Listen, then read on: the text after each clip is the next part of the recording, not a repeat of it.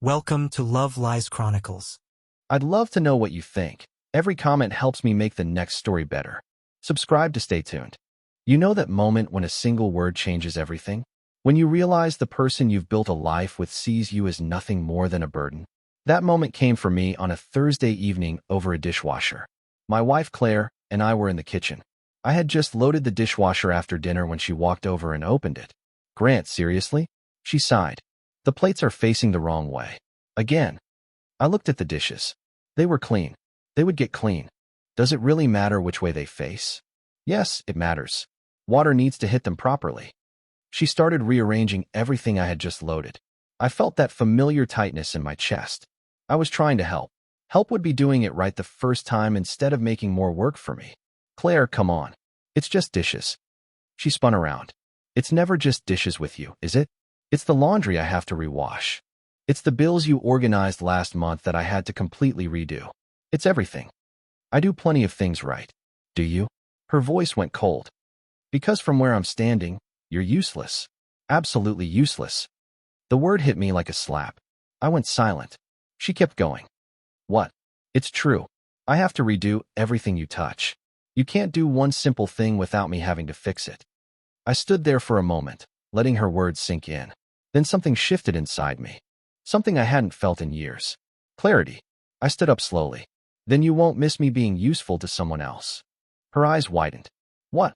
"You heard me." I walked toward the bedroom. "Where are you going?" She followed me.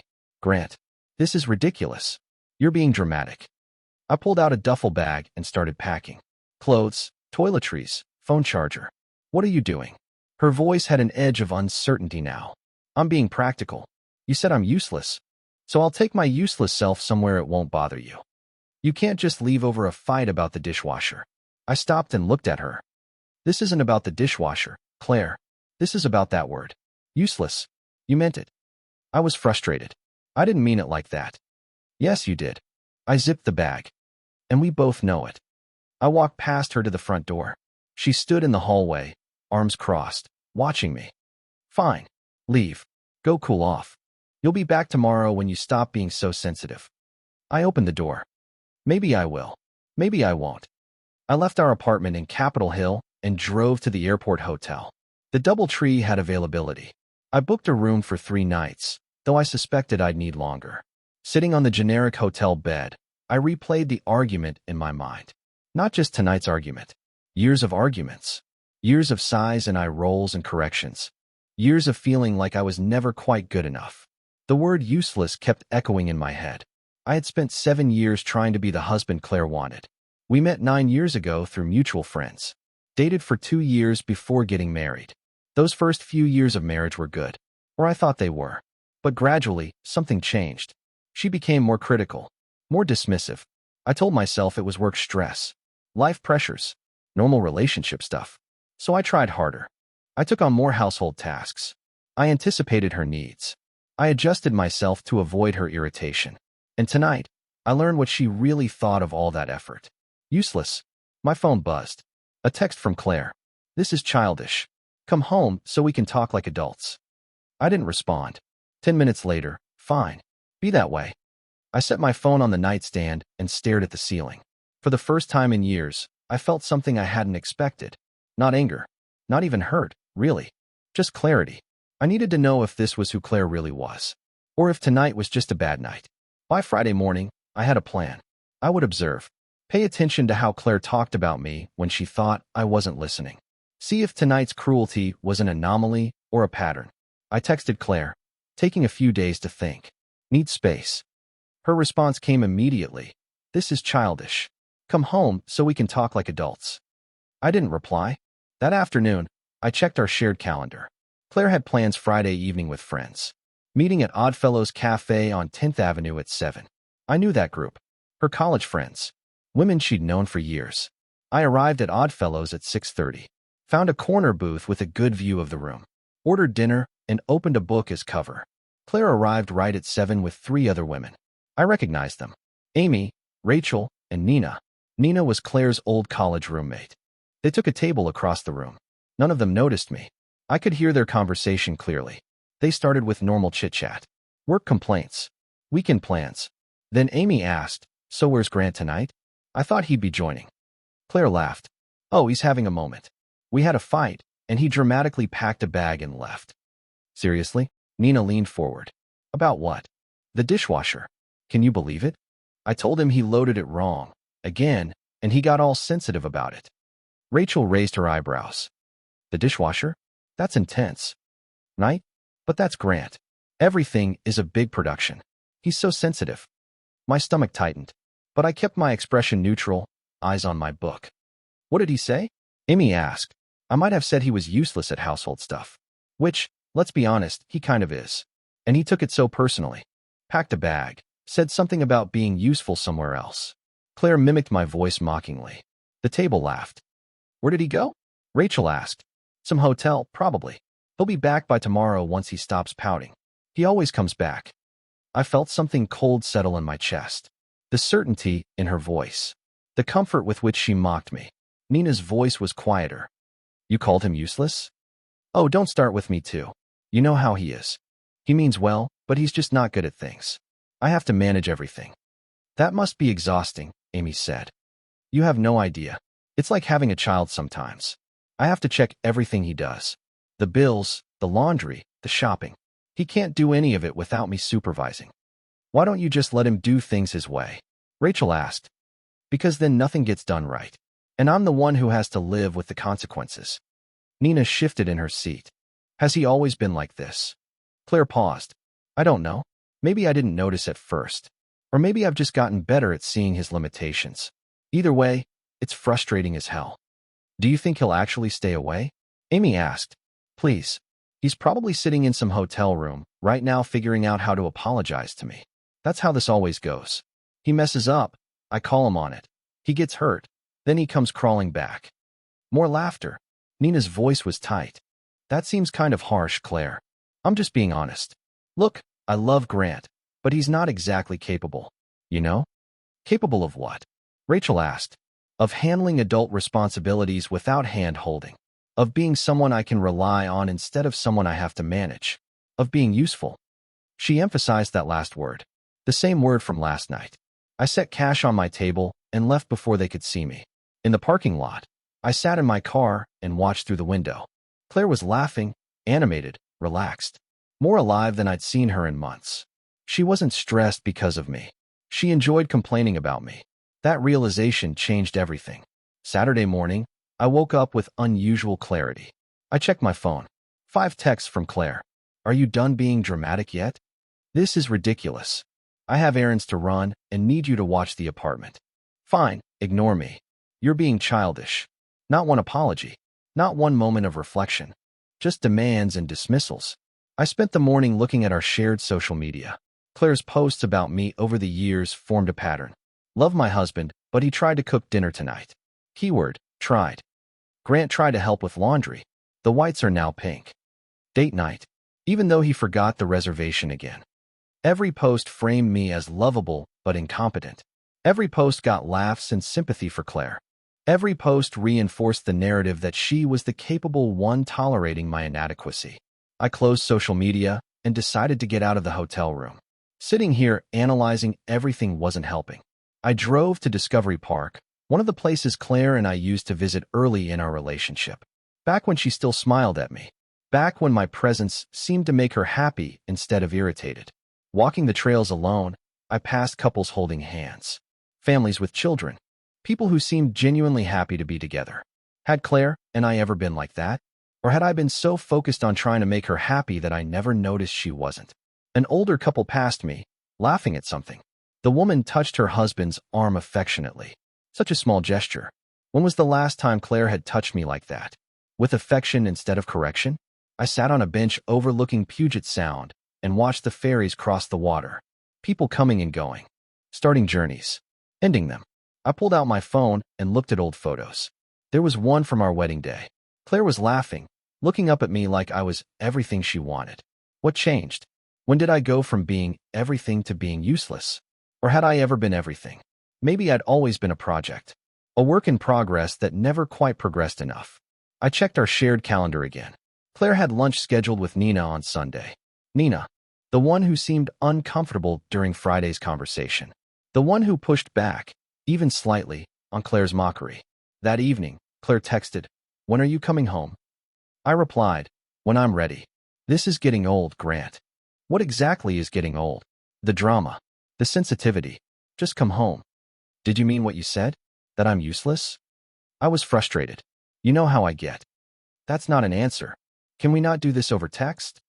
We couldn't do it in person either. She stopped responding. Sunday morning, I found myself at Pike Place Market. Not for any particular reason. Just needed to be somewhere that felt real. I had lunch at the Pink Door, a small Italian place with windows overlooking the street. While I ate, I saw Claire and Nina walking toward Cafe Campaign across the way. Their lunch spot. Right on schedule. I couldn't hear their conversation from where I was, but I watched their body language. Claire was animated, gesturing broadly. Nina looked tense, her shoulders tight. After I finished eating, I walked through the market. That's when I nearly ran into Nina coming out of a shop. "Grant." She stopped. "Hey." "Nina. Enjoying the market?" "Just had lunch with Claire." I figured. It was on the calendar. She studied my face. "How are you doing?" "Honestly, better than I expected." "Can we talk? Maybe grab coffee?" I hesitated, then nodded. "Sure. Why not?" We walked to Zeitgeist Coffee on Jackson Street. Found a quiet table in the back. Nina spoke first. "I owe you an apology." "For what?" "For not saying something sooner. For being at that dinner Friday night and not shutting down how Claire talked about you." I kept my expression neutral. "You were at a dinner Friday?" "At Oddfellows. She told us about your fight. And the way she talked about you. It wasn't okay." "How did she talk about me?" Nina recounted the conversation. The mockery of my sensitivity. The word useless repeated. The certainty I'd come crawling back. The framing of me as incompetent. She didn't know I'd heard it all myself. "I pushed back a little," Nina said. "But not enough. And I've been thinking about it all weekend." "Why?" "Because it's not true. And because I've watched this happen over the past few years. The way she talks to you at gatherings. The little comments. The eye rolls. It's gotten worse, and I think you've just accepted it as normal." I was quiet for a moment. I thought if I tried harder, was better, she'd see me differently. "Grant, you're not the problem. She's rewritten you in her mind as someone who needs managing. And the more you try to prove yourself, the more it confirms her narrative." "So what do I do?" Nina chose her words carefully. "That's not for me to say. But I will say this. You deserve to be with someone who sees your worth. Who appreciates what you bring instead of cataloging what you lack." That's pretty direct. I know. And I'm sorry if it's overstepping. But Claire is my friend, and you've become one too over the years. And watching her treat you this way, watching you accept it, it's not right. Does she know you feel this way? I've hinted. She doesn't hear it.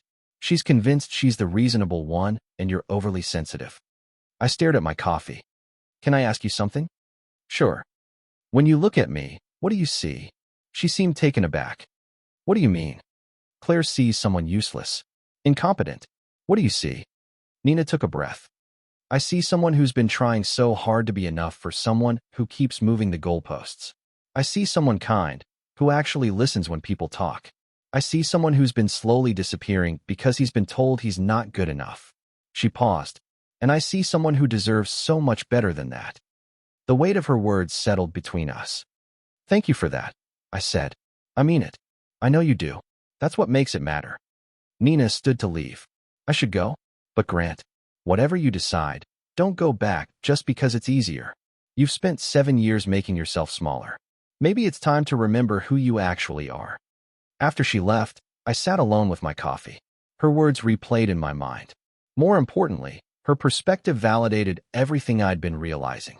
Someone who knew both of us saw what I was seeing. I wasn't crazy. I wasn't oversensitive. I was undervalued. Monday morning, I extended my hotel stay through the week. Texted Claire, "Still need time. Taking the week." Her response, "This is getting expensive and ridiculous." "I can afford it. We can afford it. It's our money." "Is it? You manage all the finances. You tell me I'm incompetent with money." "That's not what I said. Check your own words, Claire." No response. That evening, I checked Claire's Instagram. She'd posted a quote about growing pains in relationships. Comments from friends offered support. Claire responded to each, "Just going through something. We'll be fine." The certainty again. She wasn't worried. She still believed this was temporary. Tuesday evening, Nina texted me. Thinking about you. How are you holding up? I called her back. We talked for over an hour. About my realizations. About the patterns I was seeing. About Claire's social media posts that showed she wasn't taking this seriously. Nina shared more observations from years of friendship. Times she'd noticed Claire's dismissiveness. Moments that had made Nina uncomfortable. The conversation was easy. Comfortable. Nina laughed at my jokes. When was the last time Claire had done that? We talked about books, movies, life. Nothing romantic. But there was a connection. A recognition of shared values. Can I ask you something personal? I said. Sure. Why are you being so kind to me? You're Claire's friend. I'm both of your friends. And friendship means being honest, even when it's uncomfortable. What she's doing isn't right. I can't pretend it is just to keep the peace. That means a lot. Besides, you deserve to have someone in your corner who sees you clearly. After we hung up, I realized something. This is what partnership should feel like. Being seen, being valued, being respected. Wednesday morning, I woke up and did something I hadn't done in years. I went for a run. Not because Claire had suggested it. Not because I was trying to improve myself for someone else. Just because I wanted to. I ran along the waterfront, the cold Seattle air burning my lungs in a good way.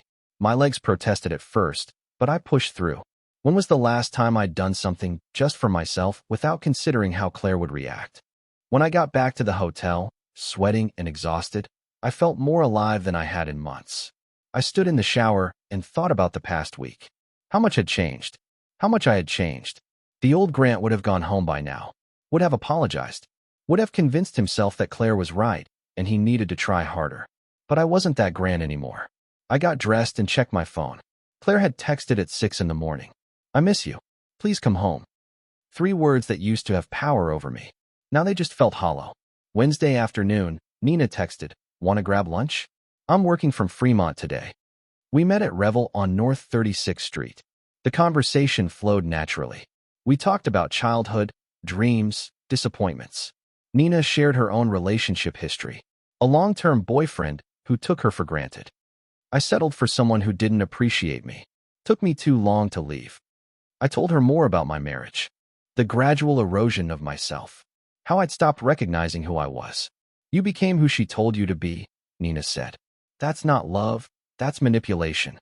As we left the restaurant, Nina touched my arm. I'm glad you reached out. Or that I did. This. Me too. I know the timing is weird. And complicated. Very complicated. But I want you to know, however this resolves with Claire, you have a friend who sees your worth. Remember that. She hugged me goodbye. It lasted a beat longer than casual. I drove back to my hotel with a strange feeling. Nina's presence in my life right now was significant. She was showing me what it felt like to be valued. That evening, Claire texted, "It's been almost a week. This is insane." Is it? Yes. Come home so we can talk. What would we talk about? About how to move past this. Past what exactly? Your overreaction. Interesting. Not past what you said. Past my reaction to it. You're being difficult. I'm being clear. There's a difference. Fine. I'm sorry I called you useless. Happy. Now come home. That's not an apology. That's a transaction. What do you want from me? I want you to mean it. To understand why it was wrong. To see the pattern. What pattern? Exactly. Thursday morning, I realized I'd been at the hotel for 6 days. Claire had been checking our shared location multiple times a day. I could see when she viewed mine. But she hadn't mentioned it. I decided to test something. That afternoon, I invited Nina to dinner. Not romantic, necessarily, but a deliberate choice. We agreed to meet at Altura on Broadway at 7. It was a nice restaurant. The kind Claire would notice. The dinner was comfortable. Easy. The conversation deepened. Can I ask you something? Nina said. Always. What happens after this week? Have you decided? I think I have. And I think I've been holding on to something that ended a long time ago. I just didn't want to see it. That's a big realization. It's been building. But yes. Nina looked at me carefully. How do you feel about it? Sad. Relieved. Scared. All of it. That sounds normal. Is any of this normal? She smiled. Probably not. We talked through dinner, dessert, coffee. 3 hours passed easily. When we left, it was dark outside. We walked down Broadway together, talking, laughing. My phone rang at 10:47. Claire's name lit up the screen. I answered. Hello. Her voice was tight. Where are you? Out. I can see that. You've been at the same location for 3 hours. Where is it? A restaurant. Who are you with? I kept my voice calm. Does it matter? Yes, it matters. You've been gone for a week, and now you're at some fancy restaurant with who? A friend. What friend? Who goes to Altura alone with a friend at night? Someone who wanted to have dinner. We had dinner. Her voice rose. Are you seeing someone? Is that what this is? This is me taking the space you seemed so sure I needed. That's not an answer. Who is she? I looked at Nina, who could hear Claire's raised voice through the phone. Nina gave me a sympathetic look. Her name is Nina. Silence. Then, barely a whisper. Nina? My Nina? Your friend Nina? Yes. We had dinner. You what? Why? Because she wanted to have dinner with me. Because I enjoyed her company. Because she treats me like I'm worth her time. Are you sleeping with her? Does it matter now? Does it? Yes, it matters. You're my husband. Am I? Because for the last few years, I've felt more like your project. Your burden. Your incompetent child who can't do anything right. That's not, I never said. You called me useless, Claire. And according to what I've heard, that's not even the worst thing you've said about me. What have you heard? Who told you, did Nina? It doesn't matter who told me. What matters is it's true. You see me as useless. As someone who needs managing. As someone you tolerate rather than value. No, that's not. I love you. Do you? Or do you love the idea of being married? The idea of having someone to blame for things? The idea of being the capable one by making me the incapable one? She was crying now. Where are you? Come home. Please. We can fix this. I don't think we can. Because of her? Because of Nina? Because of you, Claire. Because of how you see me. Because of how you talk about me. Because I finally see what I've been accepting. Please. Don't do this. Don't. Are you leaving me? I paused. I think I left a week ago. I just didn't realize it yet. I hung up. Friday morning, I woke to 47 missed calls from Claire. 23 text messages. They range from apologetic to angry to desperate. Please call me. We need to talk. You can't do this. What about our marriage? This is all a misunderstanding. I can change. I texted back. I'll come by the apartment at 2 to pick up more things. Please don't be there. I'm not leaving my own home. We need to talk face to face. Then I'll come when you're there. But I'm not coming home, Claire. I'm coming to get my things. At noon, Nina texted. I heard from Claire. She called me at 2 in the morning. I didn't answer. Are you okay? I'm okay. I'm sorry you got pulled into this. Don't apologize. I knew what I was doing. She needed to see you're not isolated. Still, this is messy. The truth usually is. Are you really done? I think so. Going to the apartment at 2 to talk. Want me there? No. This is something I need to do alone. But thank you. Call me after? I will. I arrived at the apartment at 2. Used my key to enter. Claire was waiting in the living room. She looked like she hadn't slept. Eyes red, face puffy. Grant. Claire. Awkward silence. Thank you for coming. I said I would. I didn't know if you meant it. About just getting your things. I meant it. Her voice broke. So that's it. 7 years, and you're just done? I'm not the one who ended this, Claire. That happened slowly over years. I just finally saw it. Because of one fight? Because I said one thing in anger? I sat down on the couch. No, because you meant it. And because it's not one thing. What are you talking about? I heard you. At Oddfellows last Friday. I was there. Her face went white. I heard everything you said about me. How I'm sensitive. How I always come crawling back. How I'm not capable of adult responsibilities. How you have to manage me like a child. I was venting. You were comfortable. That's what got me. How comfortable you were saying those things. How your friends laughed along. How it clearly wasn't the first time. People exaggerate when they're with friends. Do they? Or do they tell the truth they're too polite to say at home? Claire sat down heavily. And it's not just that night, I continued. I've been paying attention this week. Your social media posts about me. Your texts. The way you talk to me versus about me. It's all the same pattern. She was crying. I didn't mean to hurt you. I don't think you thought about me at all. I think you created this narrative where you're the capable one and I'm the burden. And you've been living in that story so long you forgot it wasn't true. It's not like that. Then what is it like? Tell me. When you think of me, what do you see? She struggled to answer. That's what I thought. You see someone who needs fixing, someone who disappoints you, someone whose efforts don't count because they don't meet your exact standards. You're twisting things. Am I? When was the last time you appreciated something I did? When was the last time you said thank you without a but? When was the last time you looked at me like you were happy I was there? She had no answer. I've spent years trying to be enough for you, trying to do things right, trying to anticipate what you need. And it was never enough because you didn't want a partner. You wanted a project, someone to manage and fix and complain about to your friends. That's not true. Then why did it feel true? Why did Nina, your own friend, have to tell me I deserved better? She looked shocked. She said that? She said a lot of things. About how she's watched you treat me. About how I've been disappearing because I've been trying to become whoever you wanted me to be.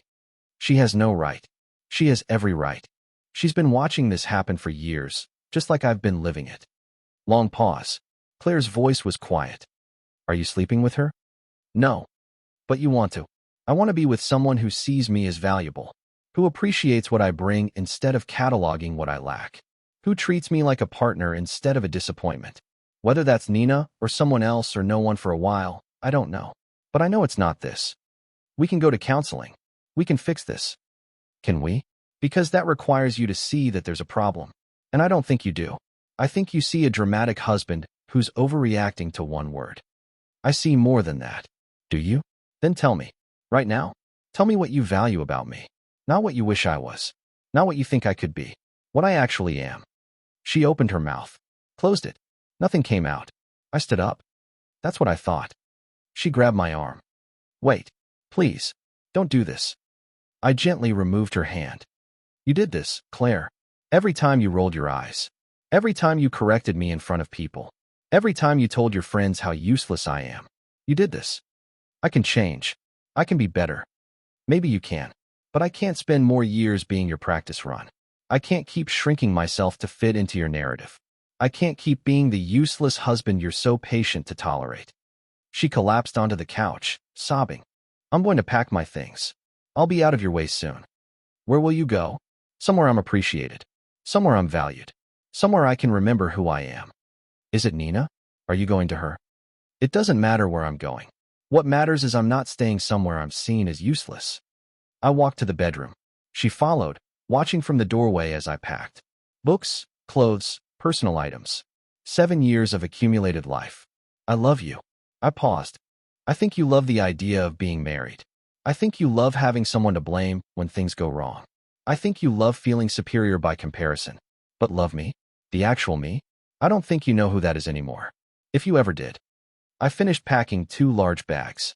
What do I do? How do I fix this? I stopped at the door. Figure out why you needed to make me small to feel big.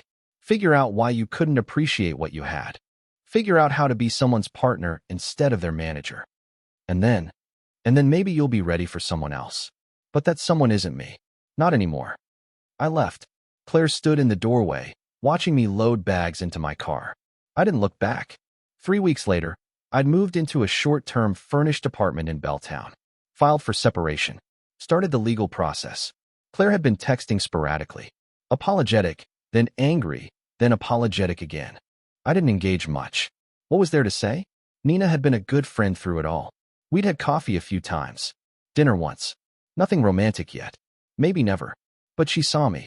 Really saw me. And that mattered. I sat in my new apartment one evening, small and temporary but mine, reading a book Nina recommended. Drinking coffee I made exactly how I liked it. In peace. My phone buzzed. Claire's name. I didn't pick up immediately. I finished my coffee first. When I checked, it was a long text. Another apology. Another promise to change. Another request to try again. I typed a response. I hope you find what you're looking for, Claire. I hope you learn to see people's value before you lose them. I hope you become someone who builds others up instead of tearing them down. But I can't be the person you practice on anymore. I'm done being useless. I'm done being your project. I'm just done. Take care of yourself. I hit send. Then I blocked her number. My phone buzzed again almost immediately. Nina, coffee tomorrow? I smiled. Typed back, absolutely. I set my phone down and looked around my small apartment. It wasn't much, but it was mine. A place where I wasn't useless. A place where I wasn't managed. A place where I could start remembering who I was when I wasn't trying to be enough for someone who would never be satisfied. I picked up my book and continued reading. For the first time in years, I felt light.